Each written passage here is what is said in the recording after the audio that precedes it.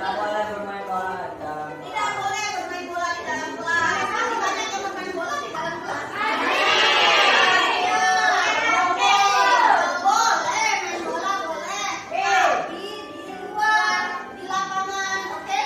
Karena kelas kan banyak banget meja, nggak mungkin dong main bola di antara meja dan meja. Jadi kalau di dalam kelas tidak boleh, tapi boleh bermain bola ketika di luar kelas pada saat jam olahraga. Maka oke, baik. Jadi kita sudah dapatkan 11 hal kesepakatan bersama antara kalian semua, pendapat kalian semua, dan akan kita jalani sama-sama guru dengan kalian juga ya. Apabila ada yang melanggar, maka harus siap menerima konsekuensi. Oke? Nah, nanti ini akan kita tulis di kertas manila, kemudian nanti kita tempelkan. Ya? Sepakat semua ya? Oke. Good job. Good job.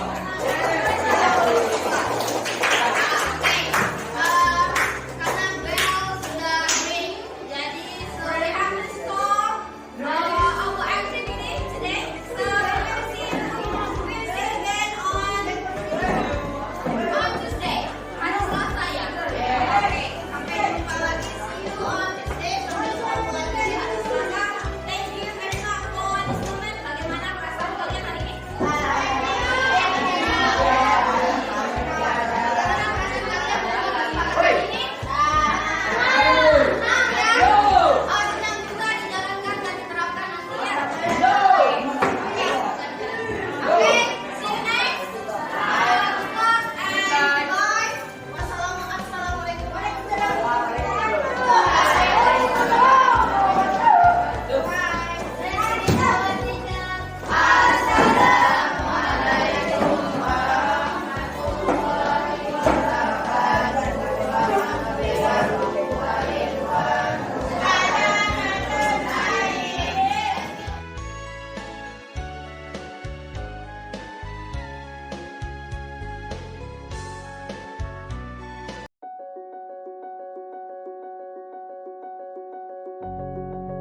Assalamualaikum warahmatullahi wabarakatuh. Saya atas nama Oktavia Naira, siswa SMP Negeri 1 Sikur kelas 7F, akan menyampaikan hal dalam pembelajaran bahasa Inggris. Tadi, saya dan teman-teman beserta wali kelas saya, Bu Guru Laili Fitriani, SPD, membuat kesepakatan kelas bersama dalam bentuk kelompok. Tujuan kita membuat kesepakatan kelas agar kelas kita menjadi aman, nyaman, dan tentram. Juga kita membuat kesepakatan kelas agar kita bisa disiplin dalam berpakaian, sopan dalam perkataan. Semoga kami bisa menerapkan apa yang telah kami sepakati dengan baik. Sekian dari saya. Wabillahi taufiq wal hidayah. Assalamualaikum warahmatullahi wabarakatuh. Perkenalkan, nama saya Rara Jatul Hayati dari kelas 7F. Hari ini saya dan teman-teman serta wali kelas yaitu Ibu Guru Laili Fitriani telah berkolaborasi membuat kesepakatan kelas yang nantinya kami jalankan dan terapkan selama satu semester ke depan. Tujuan kami untuk membuat kesepakatan adalah supaya suasana kelas menjadi aman dan menyenangkan dan kegiatan belajar di kelas berjalan lancar. Saya merasa senang karena saya dan teman-teman semua bisa menyampaikan pendapat saya dan keinginan saya. Saya berharap kami semua bisa menerapkan kesepakatan tersebut dengan baik dan konsisten. Terima kasih Bu Guru. Sekian dari saya. Wassalamualaikum warahmatullahi wabarakatuh.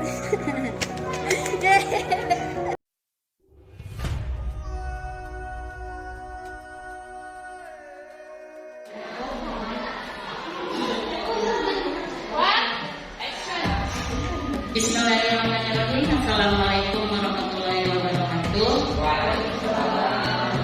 Selamat siang. Gimana kabarnya Bapak Ibu guru hebat? Ya, terima kasih atas waktunya untuk meluangkan diri dalam acara pengibasan budaya positif dari calon guru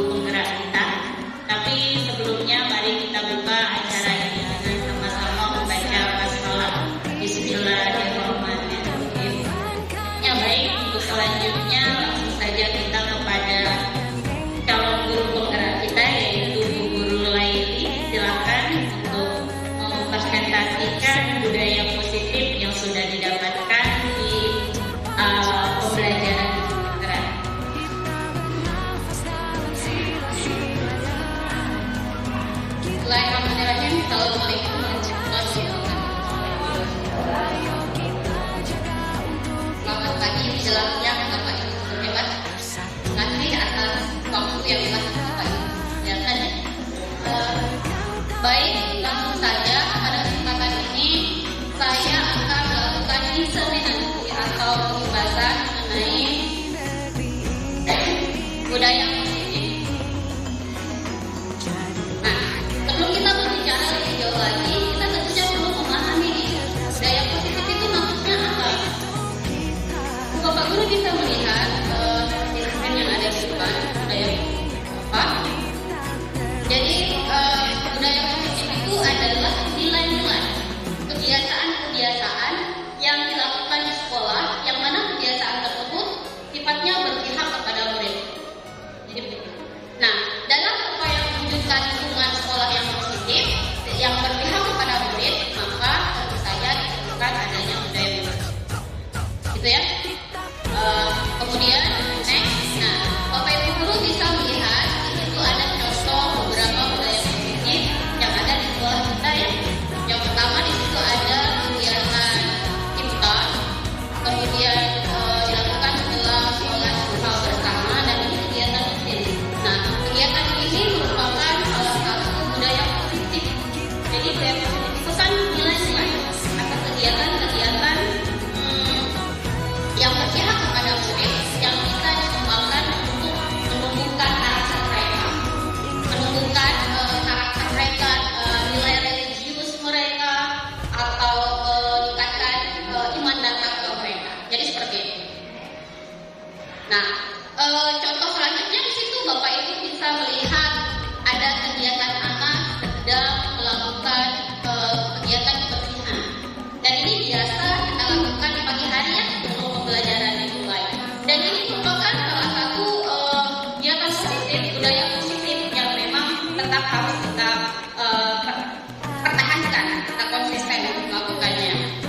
Kemudian gambar yang di tengah di situ ada kegiatan atau budaya positif juga, yaitu bagaimana kita menumbuhkan karakter anak, menjadikan mereka anak yang berkarakter dengan menerapkan tegur sapa, salam, ketika bertemu dengan ibu bapak. Kemudian next gambar selanjutnya di situ ada gambar kira-kira ya Bapak Ibu. Gambar ketiga, kegiatan PMR. Jadi kegiatan PMR itu juga salah satu budaya positif. Jadi semua kegiatan ekstrakurikuler itu termasuk kegiatan positif. Ya.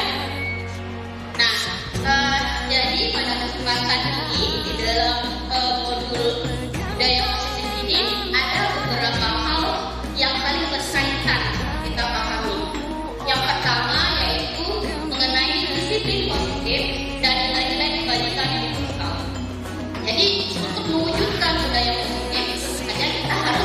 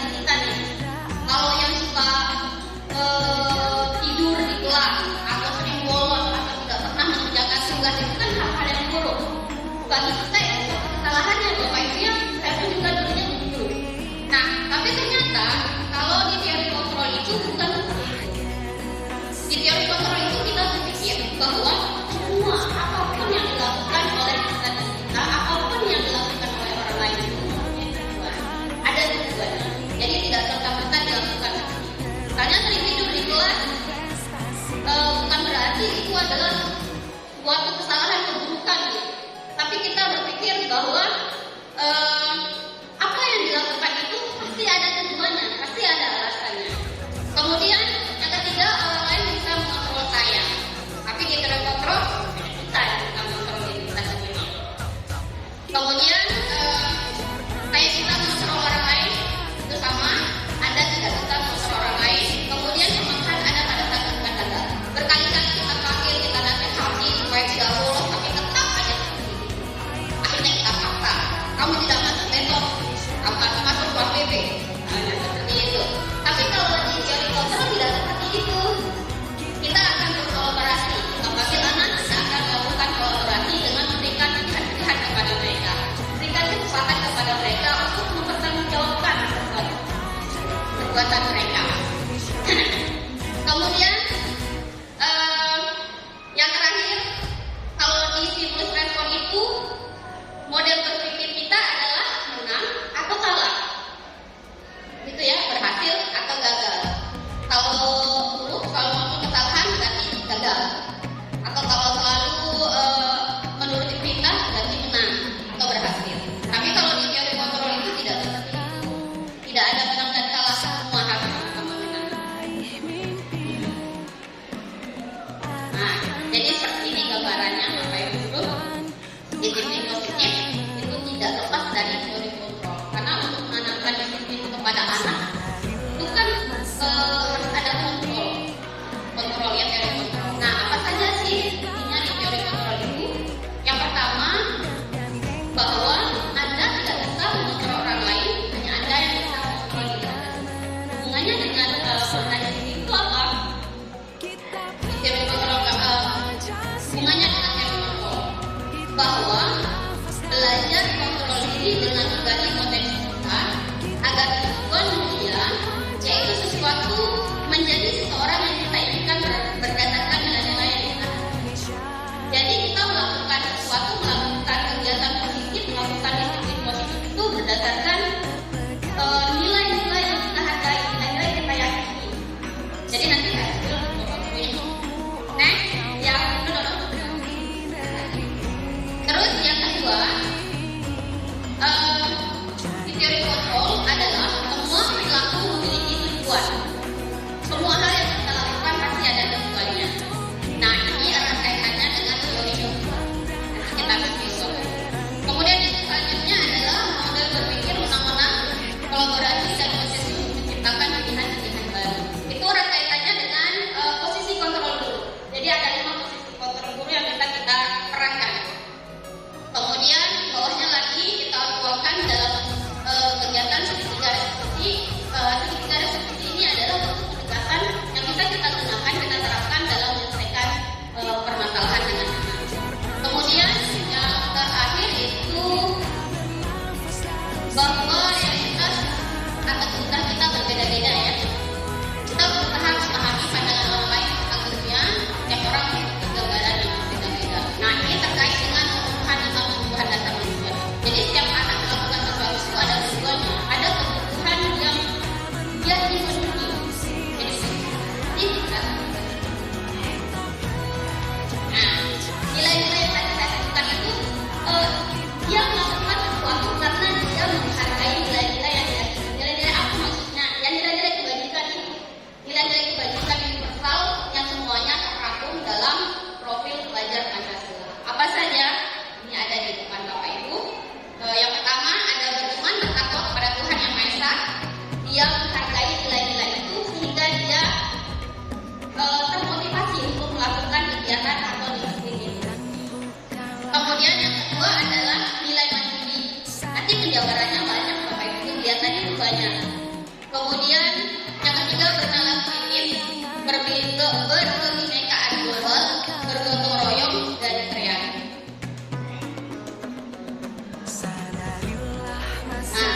Jadi kesimpulannya adalah budaya positif dapat terwujud dengan menerapkan disiplin positif. Bukan untuk melakukan sesuatu harus ada penerapan disiplin kan? Nah, penerapan disiplin ini tidak bisa kita paksakan, tidak bisa kita kontrol. Harus ada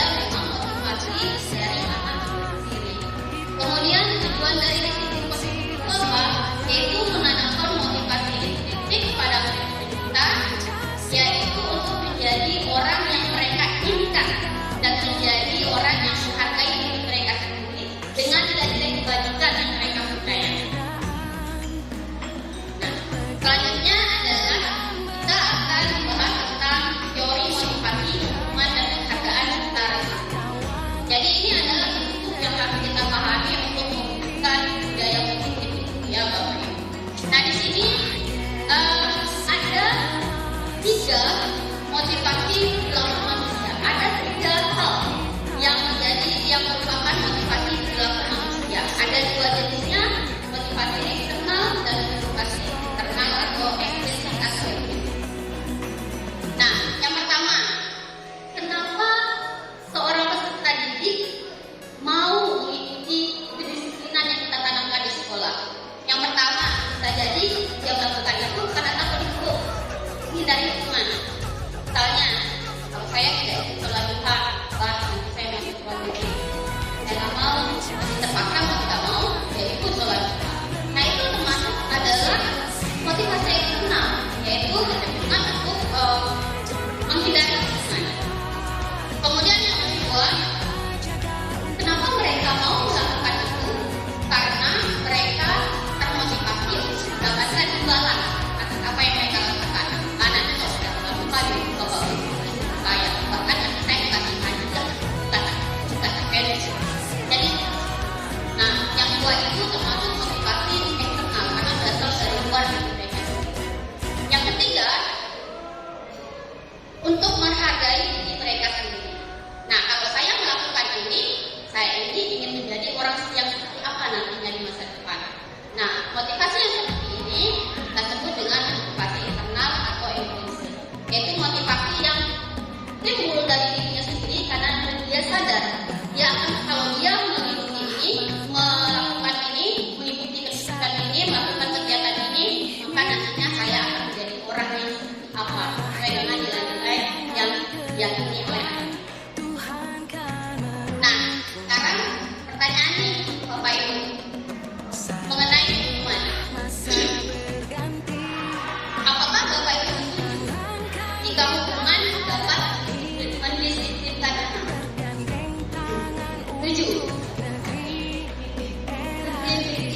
Baik, karena selama ini kan kita konsepnya begitu ya. Anak itu bandel, kalau nggak dihukum nggak jalan lakukannya. Baik, saya juga seperti itu Bapak Ibu, setuju sekali. Kemudian yang kedua, pemberian hukuman dengan hal positif seperti membaca atau membersihkan halaman sekolah dapat meningkatkan disiplin anak. Setuju nggak Bapak Ibu?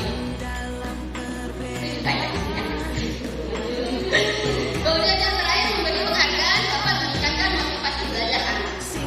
Semuanya memang bisa dilakukan, memang bisa dan memang sudah sering kita lakukan juga ya Bapak Ibu. Saya juga terutama sering sekali, tapi ternyata dampaknya ke anak kita tidak ada.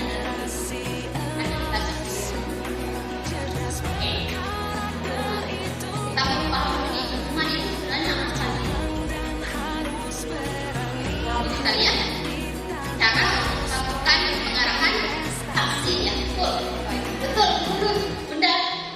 Hukuman adalah cara untuk melakukan pengarahan agar tingkah laku bisa sesuai dengan perilaku sosial.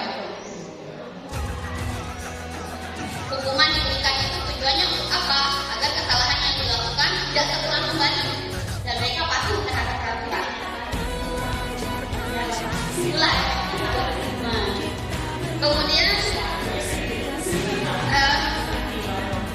hukuman itu erat kaitannya dengan jenisnya begini. Hukuman itu diberikan saat juga bagi wanita. Karena PRU mobil mengucapkan keluar, tidak boleh ikut badan. Sedangkan kita tidak rencanakan dan kita tidak membuat kesepakatan dengan anak. Itu jadinya berjalan satu arah dari kita sendiri. Kemudian, nah kalau konsekuensi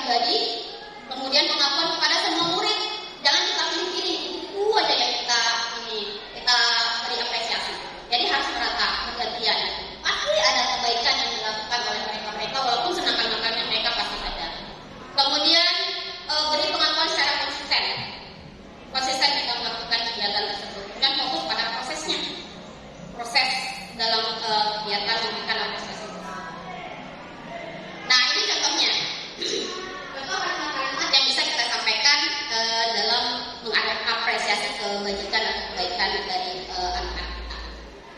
Contohnya, ketika kita melihat murid kita mau bersedia menolong temannya, kita bisa memberikan apresiasi atau penghargaan. Tidak harus berupa barang atau benda ya Bapak Ibu, tapi dengan kalimat saja itu sudah luar biasa berupa penghargaan.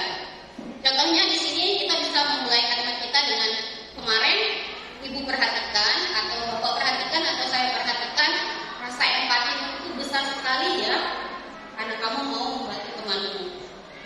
Kemudian yang kedua, contoh lainnya, ketika kita melihat murid kita itu membantu teman-temannya yang kesulitan dalam bekerja kelompok, kita bisa memberikan apresiasi, saya menghargai kepedulianmu. Dengan kalimat itu saja efeknya sangat luar biasa bagi anak. Kemudian, terima kasih untuk rasa tanggung jawabmu ketika kita melihat anak-anak menjaga kebersihan, memungut sampah-sampah yang berserakan misalnya. Jadi kita biasanya memberikan penghargaan itu dengan kalimat seperti itu saja sudah sangat besar efeknya dan akan terus oleh anak. Oke, nah di sini ada sedikit kegiatan Bapak Ibu Guru. Bapak Ibu Guru bisa menentukan kira-kira jenis dari tindakan guru ini apakah disebut hukuman ataukah disebut konsekuensi. Yang pertama adalah mencatat 100 kali di dalam buku kalimat saya tidak akan terlambat lagi jika datang terlambat ke sekolah. Kira-kira itu hukuman atau konsekuensi ya? Hukuman ya? Hukuman, oke. Kemudian yang kedua lari mengelilingi lapangan basket 2 kali karena terlambat hadir di sekolah. Hukuman, karena tidak selaras dengan kegiatan yang membuat dia terpukul. Terlambat datang ke sekolah tapi mengelilingi lapangan basket 2 kali, sifat fisik. Kemudian murid diminta untuk push up 11 kali karena tidak menggunakan masker ke sekolah. Hukuman, artinya kalau tidak menggunakan masker dilarang untuk ikut kegiatan dulu, mungkin bukan dihukum dengan tindakan fisik seperti push up. Kemudian menggantikan kertas tugas teman yang telah dicoret-coret. Konsekuensi ya, karena ada perbuatan yang dia langgar maka dia harus menerima sanksi dan tidak jauh-jauh dari kegiatan tersebut. Ya betul. Terima kasih. Kemudian membersihkan tumpahan air di meja tulis karena tersenggol pada saat belajar. Konsekuensi juga. Murid disuruh untuk mengenakan sepatu seharian di sekolah karena tidak mengenakan sepatu hitam. Melepaskan, sebenarnya ini bukan mengenakan ya, melepaskan sepatu seharian itu termasuk hukuman. Lari mengelilingi lapangan basket 2 kali karena terlambat 10 menit untuk pelajaran PJOK. Konsekuensi karena selaras dengan kegiatannya. Nah, di sini sudah ada di sini. Oke, next. Perbedaan hukuman dan konsekuensi itu apa sih? Hampir sama kalau kita tidak benar-benar menelisik. Nah, kalau hukuman itu sesuatu yang menyakitkan harus terjadi. Kita tidak sepakat, tidak pernah membuat kesepakatan. Ini hanya kesepakatan dari satu pihak saja, dan itu salah satu pihak itu sesuatu yang wajar, tapi pihak yang lain menurutnya itu sangat menyakitkan. Namun konsekuensi itu tidak seperti itu. Sesuatu itu memang harus terjadi karena kita sudah sepakat sebelumnya. Kemudian membuat si anak sakit sampai siksa hati dalam jangka waktu yang lama. Kemudian kalau konsekuensi membuat anak merasa tidak nyaman dalam jangka waktu pendek dan seterusnya. Sampai yang terakhir marah, rasa bersalah, dipermalukan, merasa tidak dihargai. Kalau kita biasanya memberikan hukuman seperti itu, dan itu bisa jadi dendam ya Bapak Ibu ya. Kemudian kalau konsekuensi mereka memang kehilangan hak untuk mengikuti kegiatan itu, merasa tidak nyaman tapi hanya sementara aja karena kita sudah sepakat. Nah, sekarang selanjutnya yaitu restitusi, kegiatan restitusi. Restitusi itu apa? Tadi kan ada Bapak Ibu sebelumnya saya sebutkan segitiga restitusi 5 posisi kontrol. Oke. Diskon, ya benar. Bapak Ibu bisa melihat di screen. Restitusi itu adalah proses menciptakan kondisi bagi murid untuk memperbaiki kesalahan mereka sehingga nantinya mereka bisa kembali kepada komunitas mereka, pada kelompok mereka, pada teman-teman mereka dengan karakter yang lebih kuat, lebih baik lagi. Jadi kita tidak memberikan hukuman, tidak juga memberikan konsekuensi, tapi kita memberikan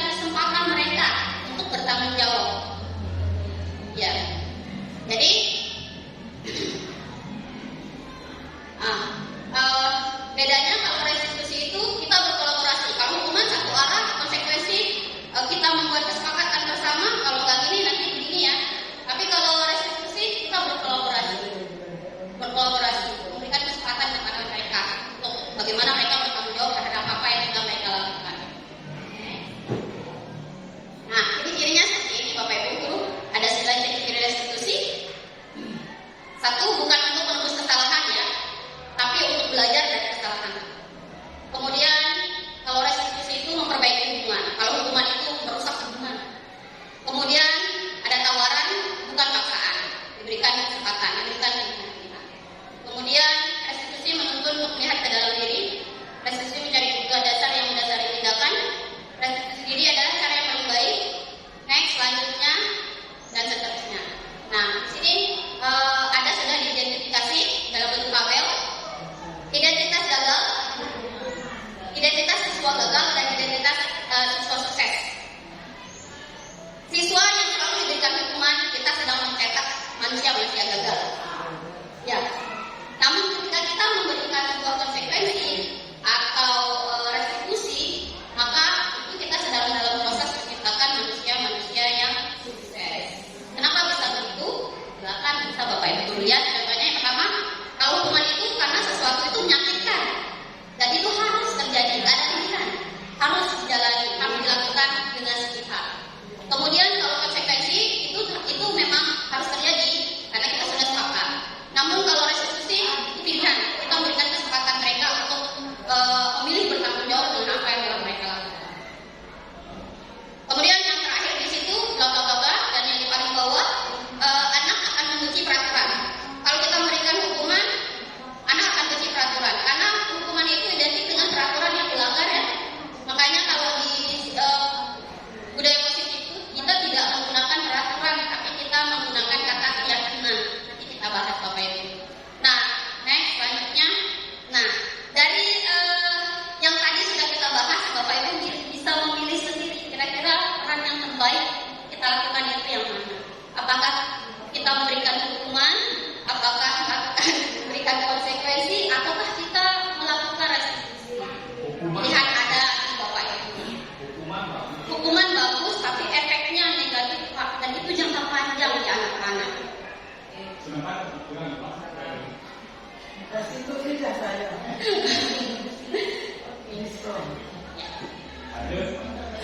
Oke, nah mencetak anak-anak yang memiliki disiplin diri sehingga mereka bisa berperilaku dengan baik pada nilai kewajiban yang sudah bukan ini penerapan disiplin ya sebenarnya, tapi dia miss judulnya tadi malah ayatnya.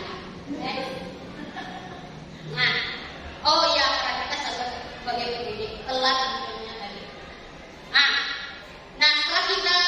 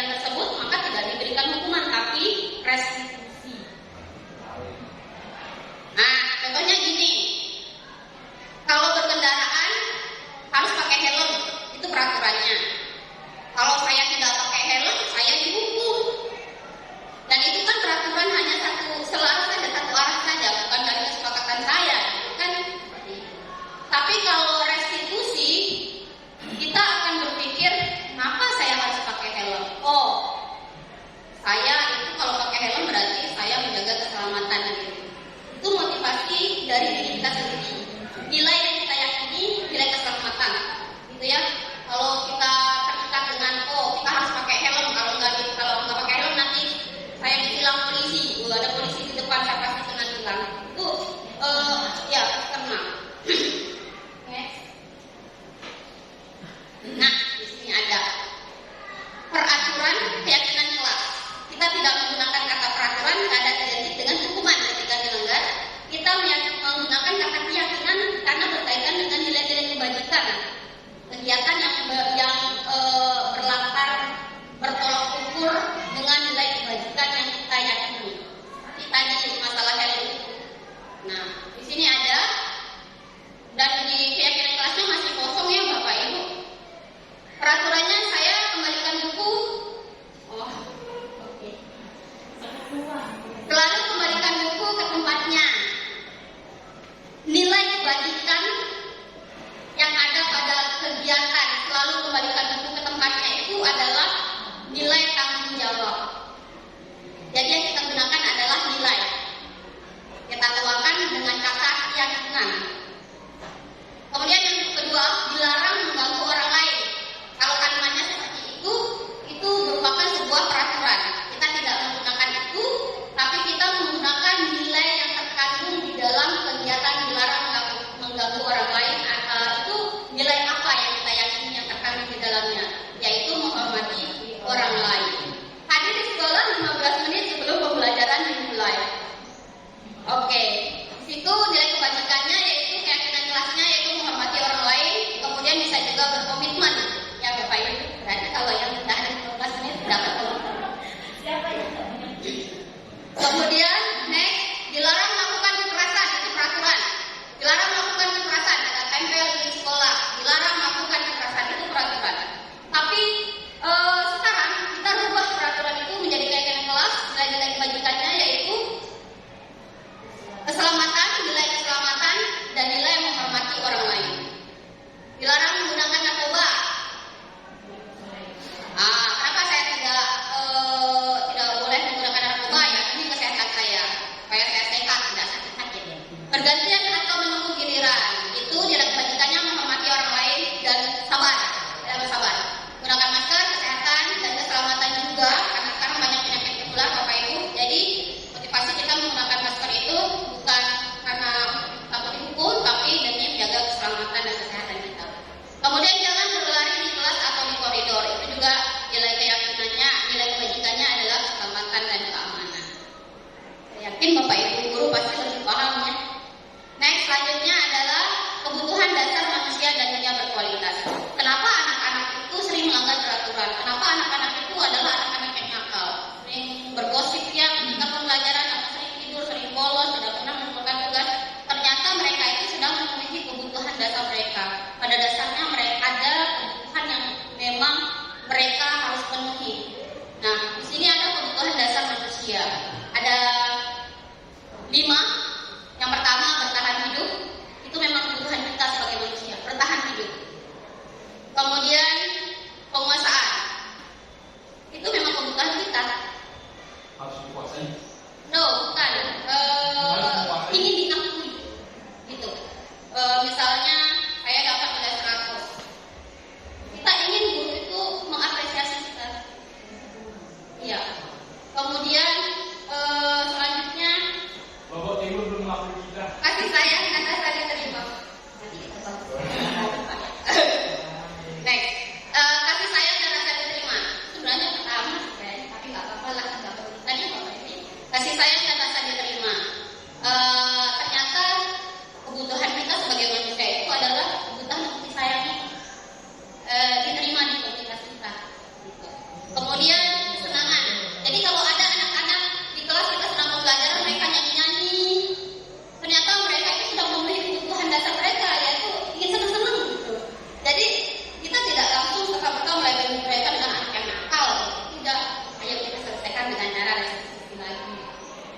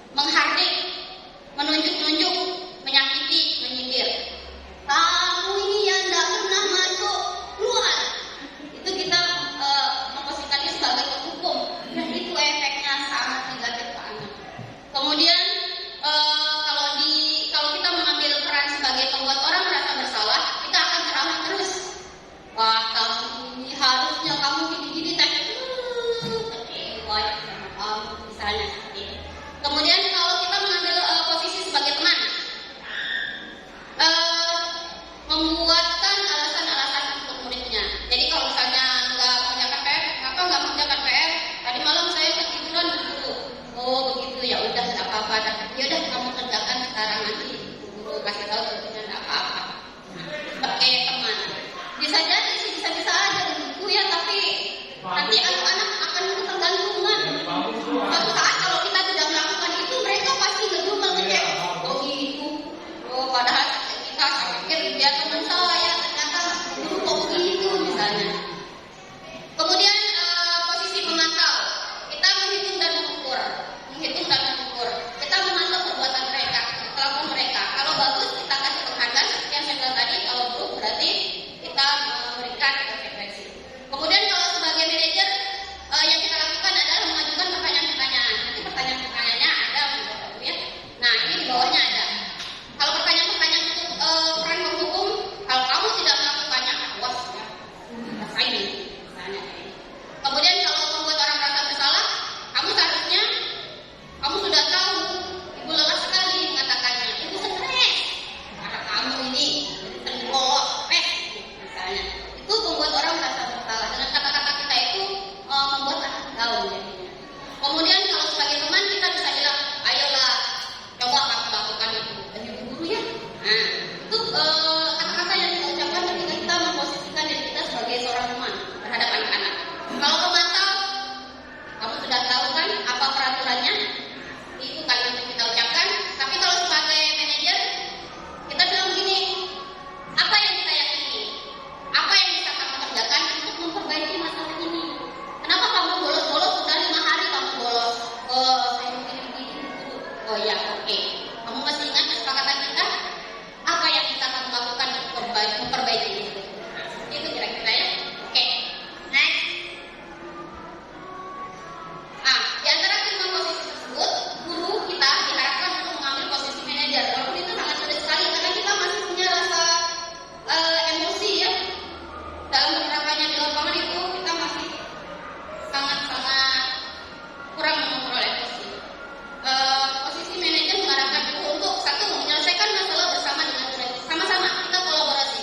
Kemudian mempersilakan murid mempertanggungjawabkan tindakan yang dilakukan. Kita berikan kesempatan. Apa yang bisa kamu lakukan untuk memperbaiki ini? Ketiga, mendukung murid agar dapat menemukan solusi atas permasalahan yang dihadapinya.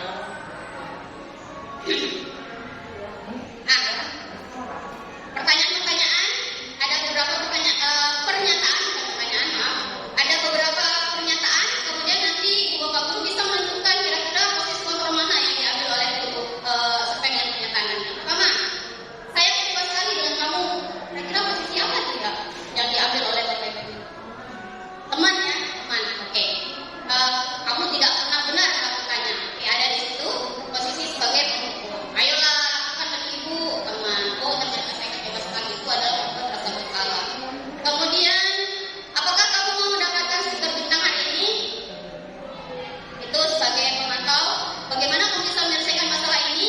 Itu posisi kita sebagai manajer. Kita kasih kesempatan mereka untuk memperbaiki kesalahan mereka. Kemudian yang terakhir, kamu selalu yang paling terakhir untuk tugas.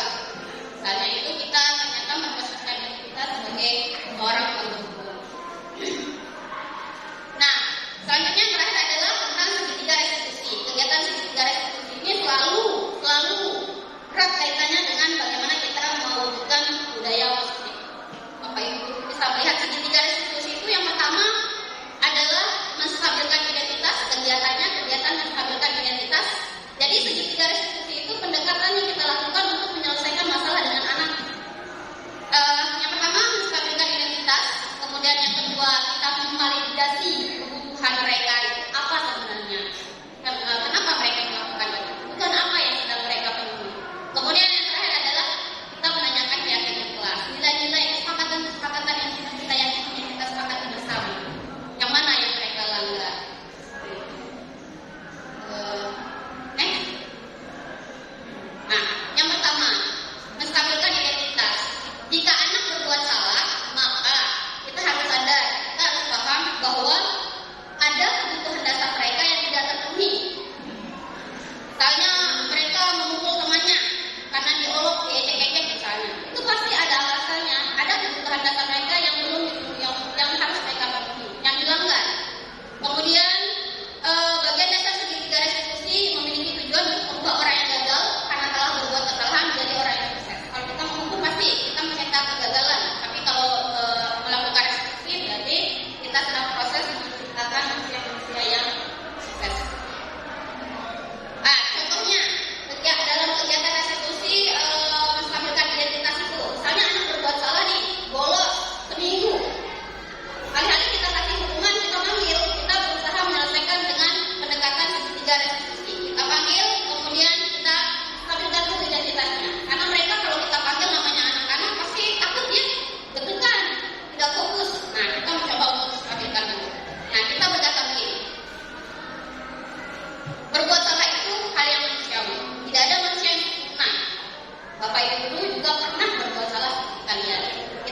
pastikan dulu. Oh, ternyata Bapak Ibu nggak pernah kayak saya. Kayak mereka tidak tahu. Kita pasti bisa memberikan masalahnya dan lain sebagainya. Okay? Langkah yang kedua, setelah kita melakukan itu menstabilkan identitas mereka, langkah yang kedua yang kita lakukan adalah memvalidasi tindakan yang salah. Tindakan apa sih yang salah itu? Nah, kita harus memahami kebutuhan dasar yang mendasari tindakan anak berbuat kesalahan. Tadi kan ada 5 kebutuhan dasar manusia ya. Berarti kalau ada pelanggaran yang dilakukan, berarti salah satu dari kebutuhan mereka itu tidak terpenuhi. Kemudian menurut teori kontrol, semua tindakan manusia baik atau buruk pasti memiliki maksud atau tujuan tertentu. Ketika kita menolak anak yang berbuat salah, maka dia tetap berada dalam masalah. Yang perlu kita lakukan sebagai guru adalah kita memahami alasan mereka melakukan hal tersebut. Sehingga mereka nantinya merasa, oh, guru memperhatikan saya, itu ternyata bukan saya. Guru tidak mengecap saya yang buruk. Nah, dalam validasi kebutuhan itu kira-kira apa saja yang bisa kita katakan kepada anak? Kamu bisa saja kan melakukan hal lebih buruk dari ini, tapi kamu kan tidak melakukannya. Kamu pasti punya alasan kenapa kamu melakukannya dan lain sebagainya. Langkah yang terakhir nih, setelah kita memvalidasi kesalahan mereka, selanjutnya yang kita lakukan adalah menanyakan keyakinan, kesepakatan yang sudah kita sepakati bersama. Nah, keyakinan yang dimaksud adalah suatu kesepakatan bersama yang didasarkan atas nilai-nilai kebajikan universal dan menekankan pada keyakinan ini serta motivasi intrinsik mereka. Seseorang akan lebih tergerak dan bersemangat untuk menjalankan keyakinannya daripada hanya sekedar mengikuti serangkaian peraturan keagamaan. Oke, kenapa kita merubah tadi keyakinan peraturan menjadi keyakinan? Karena keyakinan mereka sendiri yang buat berdasarkan nilai-nilai yang mereka hargai. Kalau peraturan kan mereka bukan buat, karena dibuatkan dan terpaksa mengikutinya. Next, contohnya kita menanyakan keyakinan. Apa nilai-nilai yang kita percaya di kelas atau sekolah kita? Nilai apa yang sudah kita sepakati bersama di kelas? Kemudian, kamu ingin menjadi anak yang seperti apa sih nanti? Apa yang kamu rasakan ketika kamu melakukan itu, kamu menjadi orang seperti apa? Contohnya seperti ini. Next. Nah, setelah kita melakukan semua kegiatan yang 3 itu, kita berikan referensi itu 3 detik kepada mereka. Nah, apakah kamu ingin berbuat lebih baik? Apakah saat ini kamu sedang menjadi orang yang sedang kamu inginkan?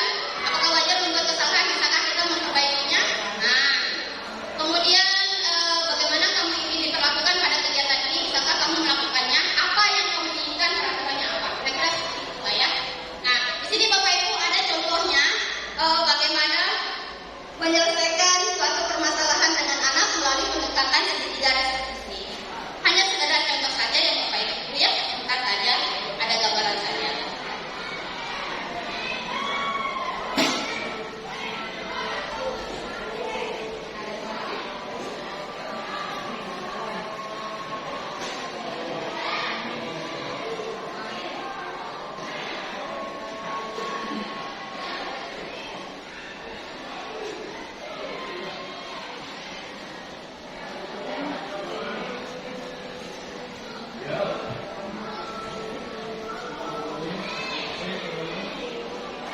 Oke, baik.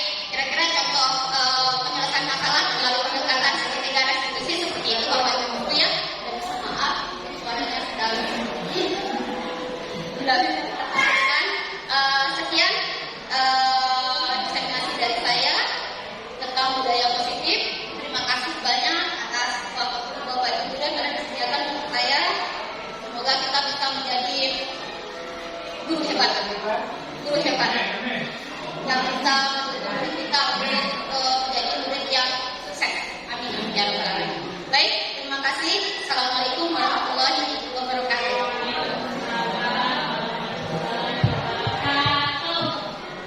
Baik, itu pengimbasan dari calon guru penggerak kita, Bu Guru Laili.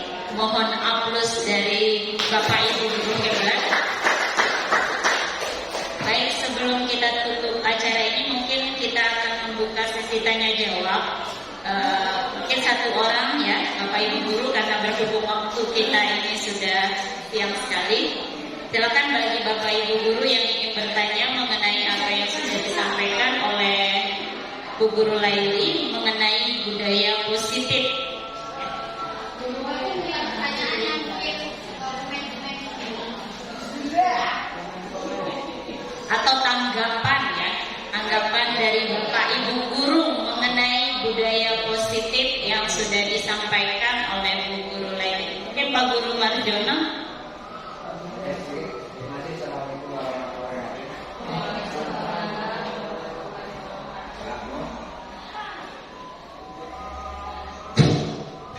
Terima kasih. Assalamualaikum warahmatullahi wabarakatuh.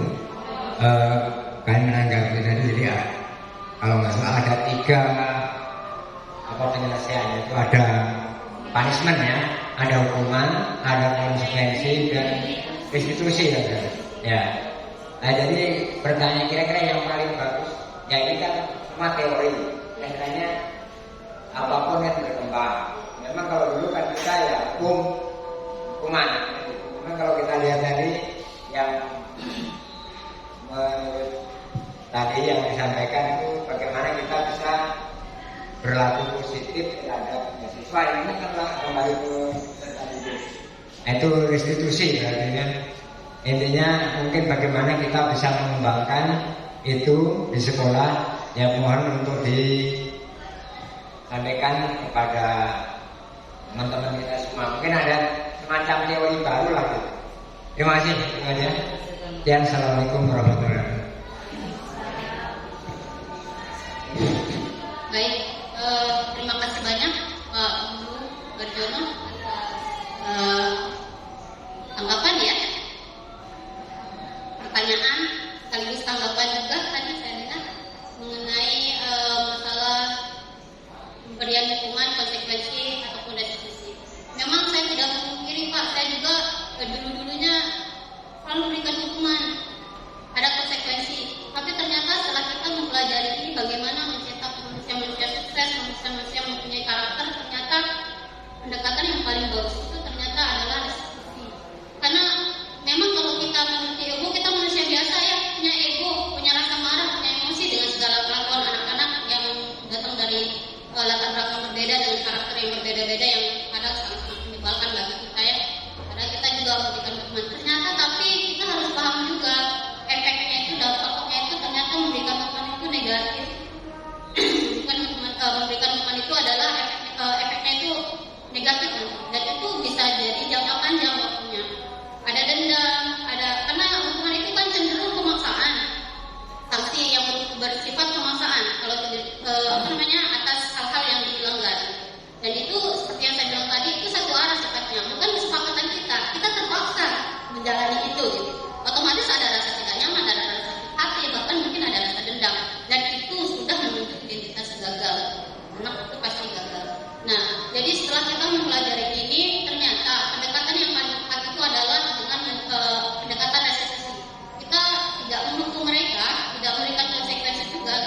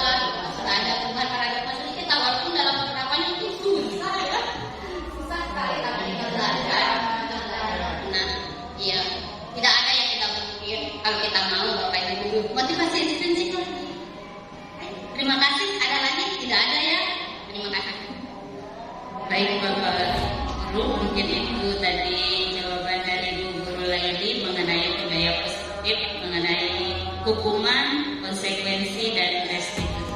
Semoga kita bisa menjadi guru-guru yang bisa mencetak para peserta didik yang unggul ya.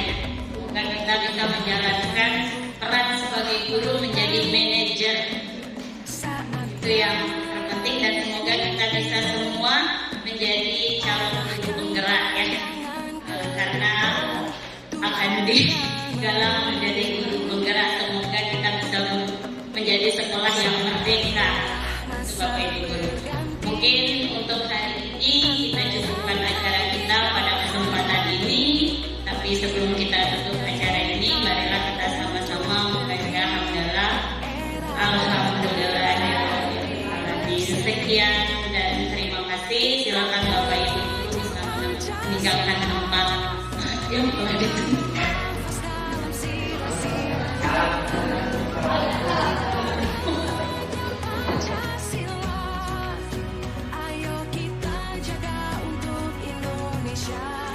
Assalamualaikum warahmatullahi wabarakatuh.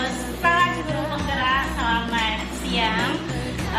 Kami dari rekan guru SMPN Negeri 1 Sikur akan melakukan pengimbasan dari calon guru penggerak kita, yaitu Bu Guru Laili.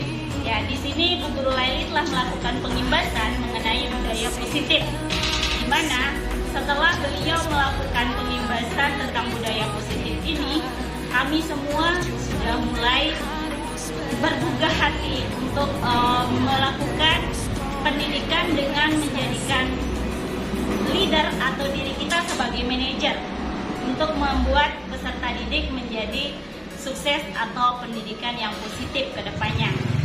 Jadi harapan kami untuk ke depannya itu kami bisa berkolaborasi dengan seluruh atau para guru SMPN Negeri 1 Sikur untuk mensukseskan pendidikan di Indonesia ini dan bisa mencetak para peserta didik yang sukses